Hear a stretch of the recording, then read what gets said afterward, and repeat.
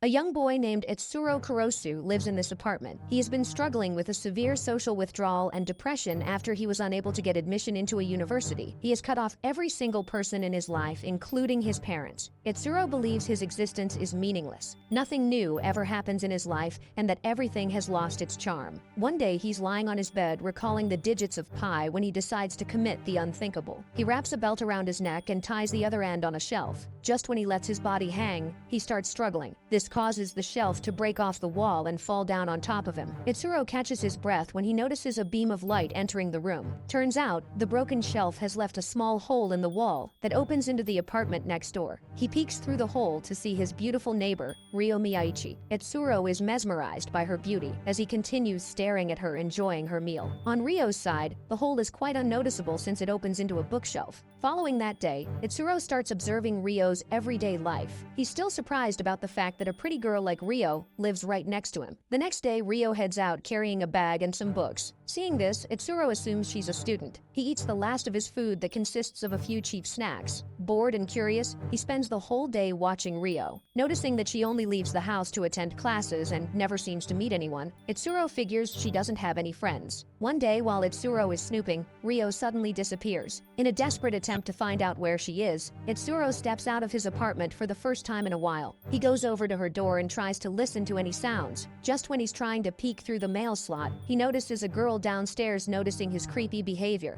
The girl, Haruko Kawasaki, came to check on her brother who lives in the apartment below Itsuro's. Just then, Itsuro smells some delicious food. Turns out, Haruko brought food for her brother, but after getting no response, she leaves the food hanging on the doorknob and walks away.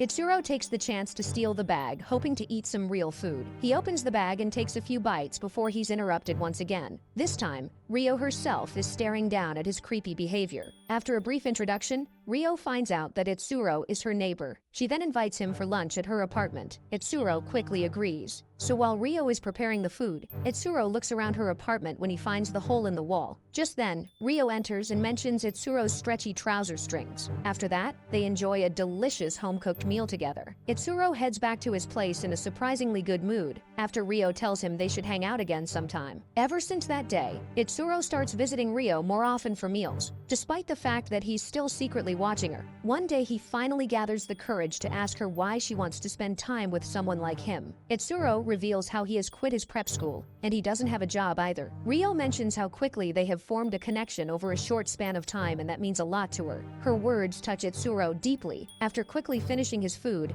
Itsuro rushes back to his apartment. He decides to stop watching Ryo and gently covers up the hole in the wall with a piece of paper and a thumbtack. A thunderstorm hits that night. Itsuro sits alone in his room, desperately trying to come up with a reason to remove the paper. Just then, he hears Ryo's door open in the middle of the night. He quickly removes the paper only to see Ryo enter her room. She's wearing a transparent raincoat and holding a cutter. Moments later, a suited man follows her in. Just when he hugs Ryo from behind, she quickly attacks him with her fast, martial arts moves. She slits the man's throat and brutally kills him. With blood splashed all over her raincoat, she smiles cunningly. Seeing this, Itsuro is terrified. In his panic, he accidentally knocks against the wall. Just then, a book falls over Ryo's shelf and blocks Itsuro's view. Soon, a mysterious van shows up with a couple of men taking boxes up to Ryo's apartment. Back in his room, Itsuro appears confused as he's trying to figure out the strange events he saw. Moments later, he hears a knock on his door. It's Ryo, dressed cutely and looking all normal. She's holding a pot of food in her hand. With a big smile on her face,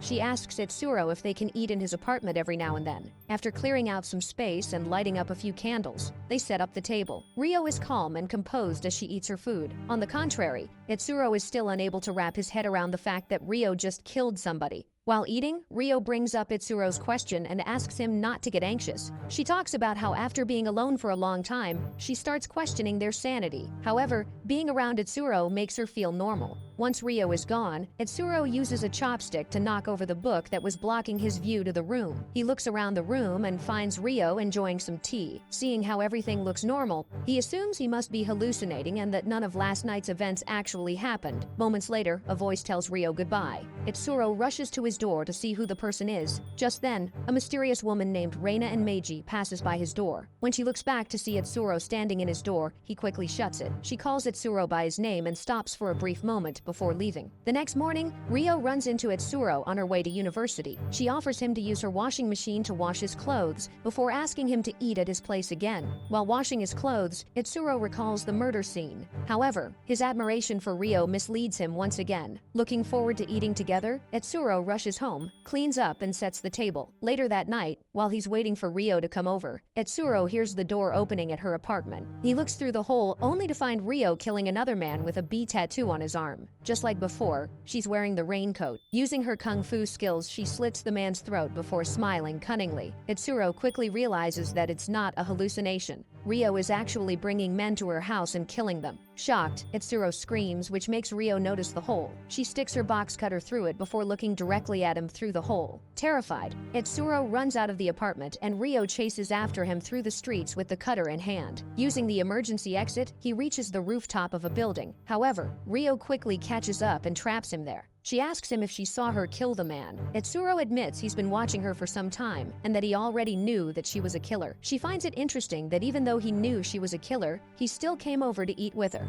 After that, Rio walks up to Etsuro to kill him. However, Etsuro explains that he once tried to end his life by hanging himself. That's when he found the hole in the wall and saw her. He immediately fell in love with her and he realized being with her felt better than dying. After finding out that Rio indeed is a killer, Etsuro once again becomes hopeless. He drops to his knees and closes his eyes, ready for her to kill him. Surprised by Etsuro's thoughts, Rio walks up to him with the cutter. She grabs him and puts the cutter to his neck. Fascinated by how Etsuro has no reaction at all, she doesn't kill him. Upon being asked how he feels right now, Etsuro claims he wants to date her. Surprisingly, Rio agrees before she proceeds to lick the blood off a bruise on Etsuro's lip that he got while running away from her. Just when Etsuro is about to kiss her, she stops him and asks him to continue spying on her. The next day, Haruko finally gets to meet her brother, Kawasaki, who's happily playing with a cat. She urges her brother to stay in contact with them since their parents have been worried about him. After giving him the food that she has brought, she notices Etsuro on the terrace and greets him. Later, Etsuro is washing his clothes using Rio's washing machine. After that, the two of them have lunch at his place. Rio is surprised at how clearly Etsuro could see through the hole in the wall. Etsuro apologizes to her and promises to patch the hole, but Rio stops him. Etsuro is unable to believe how he's dating such a pretty girl like Rio. After that, Etsuro tells Rio that he likes everything about her, leaving her a little embarrassed. He promises to get a job so he can be a better boyfriend. Etsuro ends up working at a convenience store, but every time he uses a box cutter, he can't help but think about Rio brutally killing those men. Despite that, he continues dating her. Later that night, Etsuro comes home and sees Rio waiting for him by the hole, but Etsuro feels it would be better if they were together in the same room. However, Rio believes they should not be in the same room at night now that they are dating. After that, Rio asks him to accompany her to university the next day. Turns out she just wanted him to carry her microwave to the university because the one in her lab stopped working. After being isolated for so long, Etsuro feels self-conscious being around so many people. Just being at the university is triggering his complexes. However, he gets over it when Rio proudly introduces him as her boyfriend in front of her class, fellows, and friends. During lunch, he lovingly looks at Rio, thinking he's the first guy she had ever dated. After that, he tells her about his plan to retake the entrance exam next year. He wants to become a better person for her, someone who deserves to be with her because he can't imagine a future without her. Rio just laughs, amused by the idea that he thinks he needs to be good enough for someone like her. She reminds him that she's a murderer who has no intention of stopping. She proceeds to tell him that she has been doing it for a while now. Later, after class, Rio asks Etsuro if he's hungry. On their way to the restaurant, everything seems normal. Just then, Rio stops and puts on her clear raincoat. She then grabs a woman right there on the street and kills her while spraying her blood all over the wall. Shocked, Etsuro turns his face away when Rio asks him if he's okay. Following that, Rio openly starts killing people in front of Etsuro. During their dates, Rio would grab any person she wanted and slit their throat right in the middle of the street. At this point, Etsuro begins to wonder if she picks her victims randomly, but she admits she follows her own twisted set of rules and even keeps a list of local criminals. Seeing how Rio is killing mostly criminals, Etsuro asks Rio if he can see her as some kind of ally of justice. The two laugh about it as Rio continues killing people. But Etsuro quickly realizes that it just doesn't feel right seeing her kill people like that. At work, Etsuro is surprised to see that none of her victims are ever reported or discussed in the news. That afternoon, on his way back from work, Itsuro runs into his neighbor Kawasaki. The two talk about how cute cats are. After that, Itsuro heads over to meet Ryo at the park. Every time he looks at her, he can't help but think how Ryo keeps killing people. The only thing keeping him in this relationship is Ryo's cuteness. At the park, they share a chocolate and coffee ice cream that Itsuro brought with him. Ryo is touched that he bought something just for the two of them. Itsuro's life slowly starts to get better. Now that he's working and has a steady income, he decides to buy a new phone for himself. One day, while working at the cash register, Haruko stops by to buy some snacks. Itsuro gives them to her for free, feeling guilty about the bag of food he stole from her earlier. Later that night, Itsuro heads home to find that his apartment's electricity has been restored. Excited, he greets Ryo, but gets no response. He looks through the hole only to find a note asking him to stay in his room at 10 p.m. After taking a shower, Itsuro gets ready for bed when he looks through the hole when he finds Kawasaki lying on Ryo's bed all tied up. Turns out, Ryo has kidnapped Kawasaki. Unable to understand why, Itsuro begs Ryo not to kill him. However, she asks him to stay quiet so they don't get caught. Itsuro reminds her that murder is a crime and that she shouldn't kill an innocent person like Kawasaki. Ryo refuses to listen to him and proceeds to kill their neighbor. Itsuro is heartbroken seeing Ryo kill Kawasaki. Right after that, Reina and her team show up in a black van and clean up the entire crime scene, which explains why no one has found out about all the murders. Itsuro goes to Ryo's apartment demanding answers. Reina insults him before asking him if he's brave or just stupid. After that, Reina explains that Ryo is a skilled killer who does it fast and clean. Her team is just here to collect the body and clean up the site. She asks her team to chop up Kawasaki's body since he's already in bad shape. Reina asks Itsuro if he finds it odd that Ryo hasn't been caught yet, despite killing so many people. Reina further explains that there are people out there who need fresh bodies. Upon asking about Ryo's whereabouts, Reina reveals that she must be out to eat considering she gets hungry after killing people. As she is about to leave, Itsuro stops her to ask why Ryo would kill an innocent person like Kawasaki. So Reina takes him to Kawasaki's apartment and shows him how all this time, Kawasaki had been torturing the stray cats he pretended to care for. Reina is unable to understand Itsuro's reaction. She informs that he's also going to end up dead, since it's impossible for Ryo to interact with people for any other purpose. The next morning, Ryo knocks on his door, but he doesn't answer. In a desperate attempt to see him, she jumps from her balcony to his and comes inside. Itsuro tells her he's not feeling well and stays in bed. She lies down next to him to help him stay warm. He proceeds to tell Ryo that killing people is wrong. In response, Ryo asks him if he's overreacting because she killed someone he knew. Itsuro tells her that he has no pity for Kawasaki, but there should be rules. Ryo asks him if he believes some people can be killed and some not. She proceeds to ask him who really gets to decide who lives and who dies. She points out that every country has different rules, and they change all the time, so true justice doesn't really exist. Itsuro takes this opportunity to inform her that he doesn't want to see her killing people. This upsets Ryo, and she quickly leaves his apartment. At this point, Itsuro admits he still likes her no matter what. The next morning, Itsuro runs into Haruko. She asks if he's heard from her brother lately. Itsuro tries to come up with an excuse to leave, but all she wants to know is if he's been going to university since he hasn't called or visited them in some time. That's when Ryo shows up, clearly jealous. She asks Itsuro who he is talking to. Haruko politely introduces herself before mentioning that her older brother lives in this building. Hearing this, Ryo invites her to wait for him at her apartment, but Itsuro panics and quickly sends Haruko away, promising to contact her if he hears anything from Kawasaki. Later, while eating dinner with Ryo, Itsuro can't help but worry about the fact that Haruko might come back and find out the truth. But seeing Ryo calm about the situation scares him even more. He asks Ryo if she's planning to kill Haruko as well. That's when Ryo reminds him of her rules. If she starts killing people like that, it puts her character in question. So she promises Itsuro that she won't harm Haruko. A few days later, Haruko texts Itsuro and asks if they can meet to talk about her brother. While Itsuro is still deciding whether to say yes or no, someone suddenly grabs him and pulls him into a black van. Turns out it's Reina. She warns Itsuro to become someone worthy of Ryo, or she'll kill him. Itsuro mentions how Kawasaki's sister is looking for him. Reina asks him not to worry. Before leaving, she tells Itsuro that he's useless as a person alive but could make a great dead body. Later that day, Itsuro meets Haruko for tea. She's desperate to find out what happened to her brother. Itsuro asks if she has filed a missing person report. Haruko reveals she has in fact retracted the report considering Kawasaki might have gone on a trip. She asks Itsuro to go with her to see the landlord because she's too scared to go alone. Itsuro doesn't want to go, but he agrees so that she doesn't get suspicious. Together, they ask the landlord to open Kawasaki's Ryo's apartment. To Itsuro's surprise, Reina's team already cleaned everything up. They got rid of all the tools Kawasaki used to hurt the cats. They even placed a fake airplane ticket on the table to make it seem like Kawasaki has gone on a trip. After that, Haruko takes a walk with Itsuro. She still appears worried about her brother, but Itsuro reassures her that he must be fine. She apologizes to Itsuro for bothering her. Before leaving, Itsuro asks her to inform him about any updates. However, she replies that she won't because she doesn't want piss off Ryo, his girlfriend. Itsuro admits that even though he's dating Ryo, he doesn't really know her that well, and that she can be a little twisted. Later that night, Itsuro sees a man with the same B tattoo as Ryo's earlier victim. The man puts his arm around Ryo, and to Itsuro's surprise,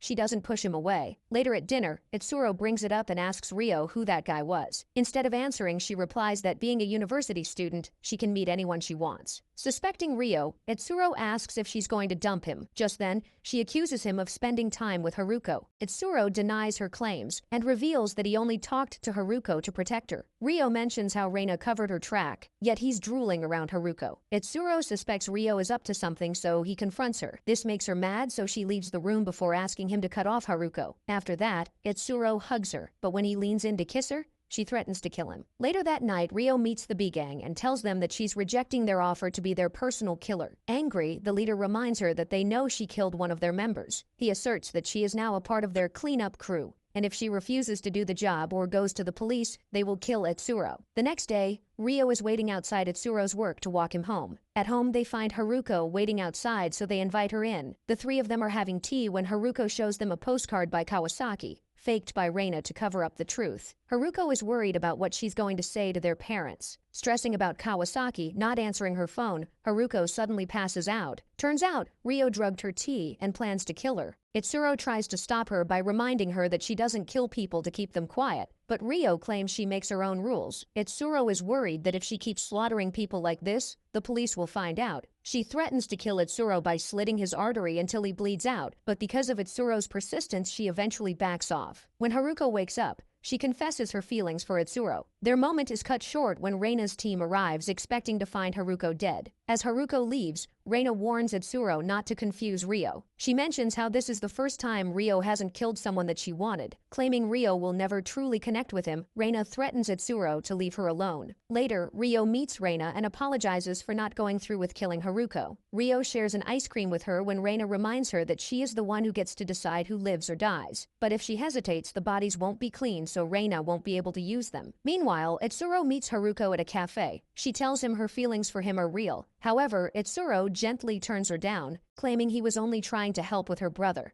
Haruko appears confused because Itsuro once mentioned that Ryo isn't right for him. She thinks Itsuro is just getting dragged around, and that won't ever change. Before leaving, she tells Itsuro she'll be at the cafe again tomorrow if he wants to give her a chance. On his way home, a black van pulls up. Itsuro believes it's Reina once again, but turns out it's the B-gang. They kidnap him and take him to their bar, asking him to convince Ryo to kill for them. Itsuro refuses to do what they want, so they threaten to go to the police before they slit his cheek and let him go. When Itsuro arrives home, Ryo sees the cut on his face and tries to go after the gang, but he stops her. He tells her he'd rather let them hurt him than see her kill again. Ryo reminds him that killing is part of who she is, and she doesn't feel like herself without it. But Itsuro points out that she didn't kill Haruko, which means she can change if she wants to. He confesses how much he likes her, but Ryo feels he doesn't truly understand or accept her. She doesn't believe they have a future together and leaves in tears, asking him to cover up the hole. Later that night, while Itsuro is working at the convenience store, Reina stops by to buy an ice cream.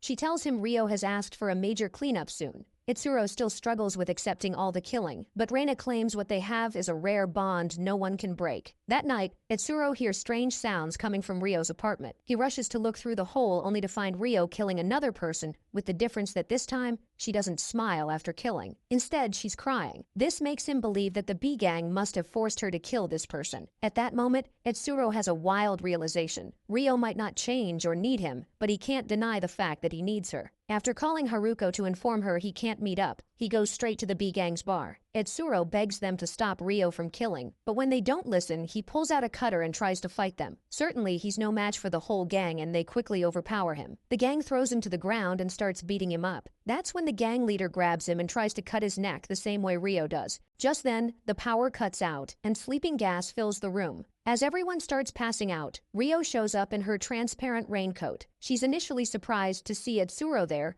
but when she notices he's hurt, she gets furious. She grabs his cutter and, using it along with her own, takes down all the gangsters. Ryo kills the gang leader before helping an injured Etsuro onto the couch. She explains to him how she didn't enjoy the kill this time, but that doesn't mean she'll stop. After confessing their love for each other, they kiss. Just then, Ryo stabs him. She smiles, saying she always wanted to kill someone she liked, but quickly realizes that it doesn't feel the way she expected. Etsuro is oddly happy to hear that. They express their love for one another before